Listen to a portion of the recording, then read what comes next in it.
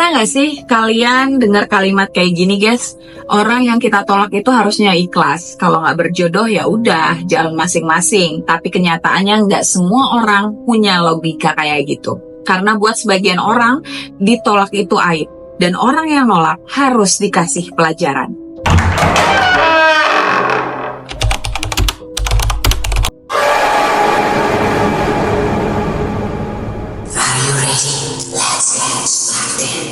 Hai guys, thank you for coming and welcome back to segmen Kerok, kisah epic horror kamu, aku, kita, bareng aku, Rafti Betrisma. Dan guys, kali ini kita nggak ngomongin rumah angker ya, bukan juga hotel tua atau penampakan di lorong sekolah. Yang ini tentang sesuatu yang jauh lebih dekat, lebih serem, dan ini bisa aja terjadi sama siapa aja yang lagi jatuh cinta, lalu jatuh lebih dalam ke dendam. Dan cerita hari ini datang dari seorang yang udah 4 kali gagal nikah, bukan karena dia nggak laku ya guys ya, bukan karena dia nggak cantik, tapi karena ada yang masih nunggu dia di tempat yang paling gelap, dan orang itu nggak pernah terima dia ditinggalin. Ini bukan sinetron, ini bukan cerita karangan, ini kisah nyata, kiriman langsung ke email Kerok dari seorang perempuan yang sampai sekarang nggak bisa bilang dia bebas dari bayangan masa lalu. Mantan pacarnya, cinta pertamanya, dulu dia tinggal karena orang tuanya nggak setuju sama hubungan mereka. Karena katanya cowok itu nggak punya masa depan guys. Tapi waktu dia milih patuh dan ninggalin cowok itu demi dijodohin, yang terjadi bukan akhir yang bahagia, tapi awal dari petaka. So matiin lampu kalian, pakai headset, dan jangan asal bilang santet mah nggak ada. Karena kalau kamu pernah nyakitin seseorang dan orang itu tidur sambil doa minta kamu hancur, kadang semesta ngasih bantuan dalam bentuk yang nggak kamu kenal. Namanya Sinta, dan waktu aku baca emailnya itu berasa kayaknya dia masih ketakutan ya. Aku cuma pengen nurut sama orang tua. Aku pikir aku milih jalan yang benar, tapi ternyata itu jalan ke neraka yang diam-diam dibukain sama mantanku sendiri. Ceritanya dimulai waktu dia masih SMA. Dia pacaran sama cowok satu sekolah, namanya Damar, anak teknik mesin. Naik motor bebek, kulitnya coklat legam karena kerja bantu bengkel ya tiap sore. Tapi dari semua cowok yang pernah deketin, cuma Damar yang bisa bikin Sinta ngerasa dihargai. Waktu Sinta ulang tahun, Damar ngasih buku puisi yang dia tulis tangan sendiri. Waktu Sinta sakit, Damar datang naik motor hujan-hujanan cuma buat ngasih teh jahe buatan ibunya. Mereka pacaran dari SMA sampai kuliah semester 2 dan udah janji nanti kita nikah ya setelah lulus. Tapi seperti kebanyakan kisah cinta beda kasta, realita mulai masuk guys. Orang tua Sinta, terutama ibunya, nggak pernah suka nih sama Damar. Katanya cowok itu masa depannya nggak jelas. Kamu kuliah tinggi-tinggi masa nikahnya sama anak tukang tambal ban? Dia bisa ngasih kamu rumah, mobil, cincin berlian. Sorry ya, ini bukan maksudnya untuk menjatuhkan suatu profesi, tapi ini cuma membacakan cerita ya, mohon maaf sebelumnya. Dan semakin Sinta dewasa, tekanan itu makin menjadi guys. Tiap malam dia diomelin, tiap hari dibandingin sama sepupu yang udah nikah sama PNS muda. Puncaknya waktu keluarga Sinta mulai proses penjodohan dengan anak kolega bapaknya ya, cowok PNS, mapan, anak tunggal, punya rumah sendiri. Sinta ngerasa makin kecil di rumah sendiri, sampai akhirnya dia ketemu Damar, dan dengan berat hati dia bilang, kita harus putus, aku nggak kuat, aku nggak bisa terus lawan orang tua aku. Damar diem, gak marah, tapi senyum. Senyum yang bikin Sinta ngerasa lebih bersalah dari apapun. Gitu ya Sin? Ya udah, tapi kalau kamu nanti nikah, pastiin dulu kamu benar-benar bahagia. Karena kalau enggak, aku yang bakal datang buat ngegagalin. Sinta pikir itu cuma ucapan patah hati guys, cuma ancaman gak penting dari cowok miskin yang ditinggal. Dan setelah hari itu mereka gak pernah ketemu lagi. Sinta mulai sibuk, mulai proses dikenalin sama calon baru. Cowoknya baik, pendiam, stabil, dan dia pikir mungkin ini emang jodoh aku, yang kemarin itu cuma pelajaran. Tapi guys, yang dia kira pelajaran ternyata nyimpen ujian paling seram. Karena waktu proses lamaran jalan, Damar juga jalan. Tapi bukan buat ngelamar, buat ngirimin sesuatu yang gak kelihatan, tapi nyangkut di badan.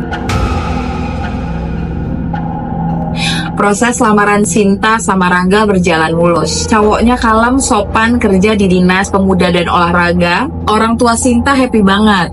akhirnya anak mereka bener arah. Undangan udah dicetak, souvenir udah dipesan. Seminggu lagi lamaran resmi digelar di rumah Sinta. Sinta pun berusaha melepas bayang-bayang Damar. Dia hapus semua foto lama, ganti nomor, bahkan unfollow semua akun teman lama yang nyambung ke Damar. Dia benar-benar pengen hidup barunya mulus. Tapi guys, malam Senin, 6 hari sebelum lamaran, sekitar jam 8 malam, Rangga kecelakaan. Katanya dia baru pulang kerja, lewat jalan biasa di depan rumahnya. Cuaca cerah, jalan kering, gak ada kendaraan lain. Tapi, tiba-tiba motor yang dia bawa terpelanting sendiri, nabrak tiang listrik, padahal gak ngebut, gak ngantuk, gak pakai HP. Luka di kening, dadanya juga lebam, bahunya patah. Tapi yang bikin merinding adalah kata-kata terakhir dari Rangga sebelum dia pingsan. Tolong bilang ke Sinta, dia udah punya orang. Dia bukan milik gue, dia udah milik orang. Dan langsung gak sadarkan diri. Sinta panik, dia langsung ke IGD ditemani keluarga. Tapi begitu sampai perawat yang jaga bilang, tadi waktu dia sadar sebentar, dia manggil nama cowok, Damar, jangan ganggu kami, tolong Damar, jangan. Sinta langsung pucat karena dia nggak pernah cerita ke Rangga soal Damar. Nggak pernah, bahkan sedikit pun. Malamnya Sinta mimpi dia duduk di pelaminan sendirian, dekorasinya megah, musik pengantin mulai berkumandang. Tapi kursi di sebelahnya kosong. Tiba-tiba dari ujung ruangan datang Damar, tapi bukan Damar yang biasanya. Mukanya hitam legam, matanya merah, dan dia bawa melati kering sambil bilang, kan udah bilang jangan dulu nikah sebelum bahagia, dan kamu gak akan pernah bahagia. Gak akan pernah. Esok harinya Rangga sadar tapi langsung minta dibatalin lamaran. Alasannya, dia bilang ngerasa ketakutan tiap kali lihat wajah Sinta. Maaf, aku nggak tahu kenapa, tapi aku merasa kayak ada yang ngawasin kita terus. Kayak aku nggak boleh deketin kamu. Dan begitu aja, lamaran dibatalkan. Tanpa sebab jelas, tanpa konflik, yang tersisa cuma rasa nggak tenang dan pertanyaan yang makin hari makin mencekam. Apakah Damar benar-benar pergi atau dia tinggal nunggu di balik jodoh Sinta? 2 tahun setelah lamaran pertamanya gagal, Sinta pelan-pelan bangkit. Dia ikut komunitas relawan, kerja jadi guru les private dan makin religius. Dari sana dia ketemu Galih, pria single, sabar, santun, dan juga serius. Mereka dekat hampir setahun dan Galih pun ngajak serius. Kali ini Sinta yakin, orang tua juga support, keluarga Galih juga terbuka. Mungkin ini memang jodoh yang Tuhan pilih. Bukan yang aku kejar, bukan yang dijodohin, tapi yang benar-benar tulus datang. Acara Midodareni digelar sehari sebelum akad nikah. Dekor udah dipasang, keluarga besar mulai berdatangan, kue-kue dihidangkan, bunga melati wangi semerbak. Tapi sekitar jam 10 malam, listrik rumah padam. Awalnya dikira pemadaman biasa, tapi anehnya cuma rumah Sinta yang mati. Padahal tetangga kanan kirinya terang benderang. Dan lebih aneh dari itu semua, lampu senter semua HP juga nggak nyala. Suasana mendadak dingin, dan waktu ibu Sinta nyari Sinta ke kamarnya, dia nemuin Sinta duduk di pojokan sambil ngeremas bunga melati kering, matanya melotot, napasnya berat, dan dia terus mengulang-ulang, aku nggak mau, aku punya orang lain, dia udah jagain aku selama ini, nggak bisa nikah, nggak bisa nikah, nggak bisa nikah. Keluarga panik, Galih disuruh pulang lebih cepat, tetangganya juga nyaranin manggil dukun tua dari kampung seberang, Mbah Warno, yang dikenal bisa ngobrol sama yang ikut. Begitu Mbah Warno masuk ke kamar, dia langsung mundur pelan. Ini bukan kerasukan biasa. Ini bukan makhluknya. Ini pagar. Ini bentuk ikatan. Anakmu udah diikat orang. Bukan sama jin, tapi sama dendam. Semua orang terdiam. Malam itu Mbah Warno gelar ritual kecil. Dia sulut kemenyan, baca doa, minta air dari sumur belakang rumah. Sinta sempat pingsan tapi sadar kemudian. Tapi saat dia sadar, dia menangis histeris. Bilang dia mimpi ditemuin sama Damar di lorong gelap, dan Damar bilang, kamu masih nyoba ya? Aku kan udah bilang, aku gak akan biarin kamu punya yang lain. Kalau kamu gak milih aku, ya gak usah nikah sekalian. Besoknya, acara Midodareni dibatalkan. Akad ditunda dan Galih perlahan-lahan menghilang dari hidup Sinta. Dia nggak marah, nggak protes, tapi bilang pelan, aku sayang kamu, tapi aku ngerasa kamu kayak bukan punya dunia ini lagi. Sinta mulai sadar ini bukan sekedar sial ya, ini sabotase gaib. Dan pelakunya nggak pernah jauh, dia cuma berdiri di tempat yang dulu pernah Sinta tolak. Dan dari situ dia jaga, biar nggak ada yang bisa masuk lagi. Setelah malam kesurupan itu, Sinta ngerasa hidupnya berubah. Bukan cuma gagal nikah, tapi tiap malam dia kayak dihantui bayangannya sendiri. Dia mulai susah tidur. Kalaupun dia tidur, mimpinya sama. Dia duduk di pelaminan, tapi bukan dengan Galih, bukan dengan Rangga, tapi sendiri, guys. Semua tamu yang datang wajahnya gelap, nggak punya mata, dan dari lorong masuklah Damar datang. Tapi dia bukan jalan ke arah pelaminan. Dia berjalan ke arahnya dengan tatapan marah, dan gak cuma mimpi, Sinta mulai nemuin hal-hal aneh di kamarnya. Pertama, waktu dia beresin bantal, dia nemu kain kafan kecil yang dilipat rapi, diselipin di bawah busa. Warnanya putih, udah kecoklatan. Dan waktu dia buka, di dalamnya ada telur busuk setengah hancur dan bunga kantil kering yang dibungkus daun pisang hitam kering. Ada secari kertas kecil, tulisannya cuma Sinta milik D. Besoknya, waktu dia nyapu kolong tempat tidurnya, dia nemuin bunga 7 rupa basi dan rambut panjang dikepang kecil-kecil. Padahal Sinta nggak pernah manjangin rambut seumur hidup. Dia potong pendek sejak SMA. Waktu dia tunjukin ke ibunya langsung gemeteran, guys, dan bilang, ini kerjaan orang, ini pengunci jodoh, ini bukan salah kamu lagi. Sinta nggak tinggal diam, guys. Dia minta tolong pamannya buat nyari dukun pembersih, dan dari situ mereka dapat nama Ki Rembo yang dikenal bisa narik pemikat dari luar tubuh. Begitu Sinta datang dan duduk di hadapan Ki Rembo cuma ngelirik satu kali, lalu bilang, kamu bukan dikunci sama jin, kamu dikunci sama manusia yang kasih jin makan dari darah sendiri. Sinta lemas. Ki Rembo lanjutin, dia masih hidup, dia masih datang ke tempat langganannya, dan dia nggak akan lepasin kamu sampai kamu nikah sama dia atau mati. Sinta nekat ya cari tahu apakah Damar ini masih suka main ke kampung lamanya ya. Dari teman SMP yang masih nyambung, Sinta dapat kabar Damar masih sering ke dukun di pinggir sawah, Bu Murni. Tapi katanya dia nggak pernah minta sembuh. Dia cuma nitipin nama, satu nama, kamu. Bisa kebayang gak sih, guys, kamu udah 2 kali gagal nikah, kamu masih terus mimpi wajah orang yang udah kamu tinggalin, terus kamu dapat fakta dia masih ngirim nama kamu ke dukun, masih naruh bunga dan telur di rumah kamu, dan dia belum selesai. Sinta mulai ngerasa dia hidup tapi nggak bisa milih, dia bebas tapi kayak dikurung. Dan malam itu, di mimpi itu, dirinya sendiri duduk di kursi pakai kebaya pengantin putih di dalam peti kaca. Setelah 2 lamaran batal dan juga rangkaian teror gaib terus datang, Sinta akhirnya memutuskan, aku nggak mau lagi buru-buru nikah, aku ikhlasin aja ya kalau belum jodoh. Dia fokus kerja, ibadah, jaga jarak dari semua urusan asmara. Tapi seperti biasa, hidup suka bercanda. Sekitar 2 tahun setelah kejadian terakhir, datang lagi seorang laki-laki bernama Andra.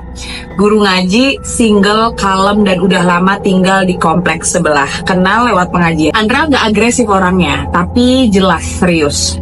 Dia ngajak ta'aruf, datengin keluarga, dan bilang, saya nggak peduli masa lalunya Sinta. Kalau memang dia jodoh saya pengen jagain dia dengan cara yang baik. Dan untuk pertama kalinya, Sinta merasa tenang. Tapi sayangnya, kedamaian itu cuma tahan 3 minggu.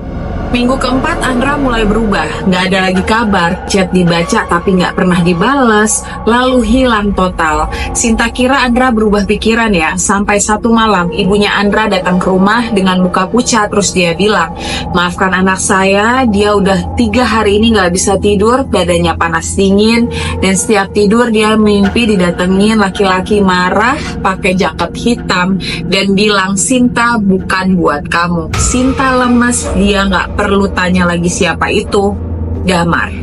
Beberapa hari kemudian, Sinta coba buka hati lagi ya. Kali ini dikenalin sama teman SMA-nya ke seorang duda anak 1, namanya Arif. Pribadi dewasa, bijak, dan katanya udah siap nikah dalam waktu dekat. Semuanya baik ya, sampai suatu malam Arif kabur dari rumah Sinta waktu prosesi lamaran. Ia kabur saat acara lagi rame-ramenya. Dia ke toilet dan gak pernah lagi balik ke ruang tamu. HP-nya mati, mobilnya hilang. Baru 2 hari kemudian Arif ngirim voice note ke Sinta. Maaf, aku gak bisa lanjutin. Waktu aku lagi di kamar mandi rumah kamu, aku dengar suara cowok marah banget. Dia bilang, kamu ngerampas milik gue. Dan waktu aku lihat cermin, bayangan aku berdiri, tapi mukanya bukan aku. Sinta nangis seharian dan malamnya mimpi yang sama lagi. Dia di pelaminan tapi nggak ada siapa-siapa di sebelahnya. Dekorasi rumahnya itu runtuh, lampunya padam. Dari kegelapan Damar datang, bawa boneka pengantin perempuan tanpa kepala dan bilang, kamu nggak bisa gantiin aku. Aku udah siapin tempat buat kamu, tempat yang cuma kita berdua yang tahu. Besoknya Sinta ke Ustadz Wahid. Dikenal bisa bantu bersih-bersih dari gangguan lama. Ustadznya cuma ngelus dada terus bilang, kamu dikunci jodohnya. Tapi bukan sama makhluk, ini sama manusia yang nitipin ke makhluk. Dan kuncinya bukan di badan kamu, tapi di batin dia. Selama dia nggak ikhlas dan nggak mau ngelepasin kamu, semua yang datang ke kamu bakal ketendang keluar. Sinta mulai ngerasa dia bukan ditunggu jodoh ya, tapi ditunggu buat nggak dijodohin. Dan mungkin satu-satunya cara keluar dari ini adalah ketemu langsung sama Damar. Hari itu Sinta lagi belanja di pasar tradisional, tempat yang udah lama nggak dia datengin. Dia sengaja milih pagi banget ya, biar sepi dan juga nggak ribet. Tapi waktu dia jalan ke arah tempat sayur, dia berhenti mendadak karena dari arah berlawanan ada seseorang yang udah bertahun-tahun dia nggak lihat. Damar. Masih dengan motor bebek tua, masih pakai jaket hitam lusuh, tapi ada yang beda. Matanya. Dulu, Damar selalu punya tatapan sendu yang hangat, tapi yang ini dingin, pekat, seperti lubang. Dia cuma jalan pelan, lalu berhenti pas di depan Sinta. Senyumnya tipis, tapi bikin leher kaku. Kamu masih cantik, Sin, tapi sayang, jodohmu udah dijagain dari dulu. Sinta mau jawab, tapi suara di tenggorokannya hilang. Damar ngelangkah pergi dan waktu dia ninggalin pasar itu, udara jadi pengap. Langitnya mendung dan Sinta mimisan di tempat.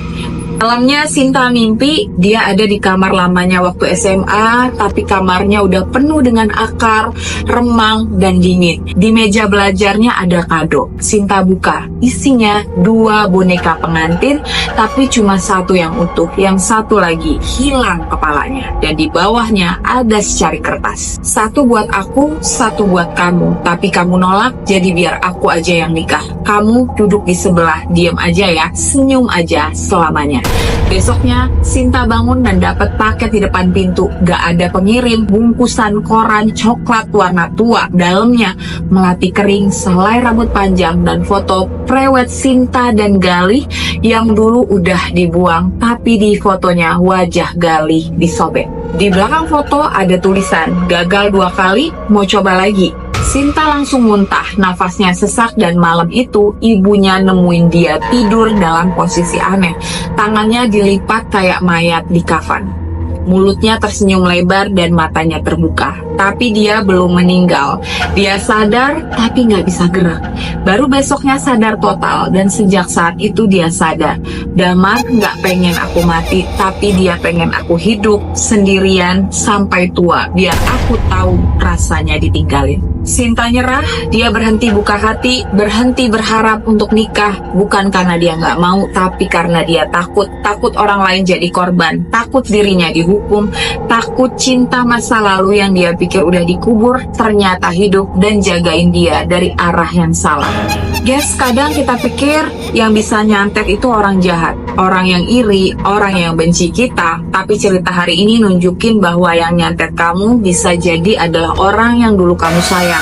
Seseorang yang pernah kamu peluk, pernah kamu jaga hatinya, tapi kemudian kamu tinggalin karena logika, karena restu, karena perbedaan status, dan waktu kamu merasa ini udah selesai, ternyata dia belum.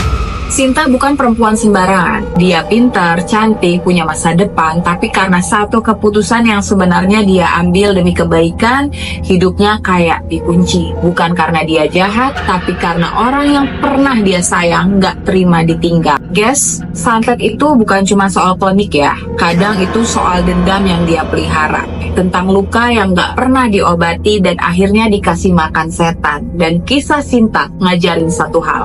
Jangan pernah main-main dengan perasaan orang. Apalagi kalau kamu tahu orang itu nggak punya siapa-siapa selain kamu. Karena waktu kamu pergi, bisa jadi yang kamu tinggalin bukan cuma patah hati, tapi lubang hitam yang akhirnya nyeret kamu masuk ke dalamnya. Buat kalian yang dengar cerita ini, semoga nggak cuma merinding ya, tapi juga belajar. Karena nggak semua orang bisa diajak ikhlas. Dan nggak semua cinta pertama itu mau jadi mantan. Beberapa lebih memilih jadi penunggu. Aku Resti Beatrice pamit dulu, sampai jumpa di episode Kerok berikutnya, masih dengan kisah yang lebih dalam dari luka dan lebih gelap daripada sekedar bayangan. See you, bye-bye. Muah.